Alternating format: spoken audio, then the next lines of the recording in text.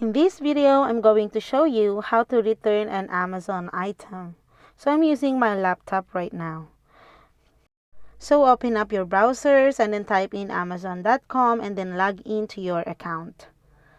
In here, at the top right corner, you'll see the Returns and Orders tab. And as you can see here, I don't have any orders yet, but I'll be showing you on how you can do this. So as you can see your order here, so you have an option to return or replace items, and then you can pick one or more items to return and provide a reason for your return.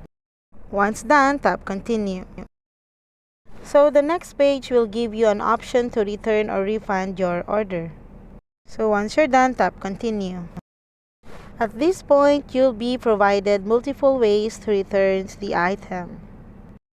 Just pick your courier here, and once you're done, click on confirm your return. And here you won't be charged anything. It's for free. And that's it, guys. That's how to return an item on Amazon. So I hope you find this video helpful, and if you do, please don't forget to like and subscribe to my YouTube channel. Thanks for watching.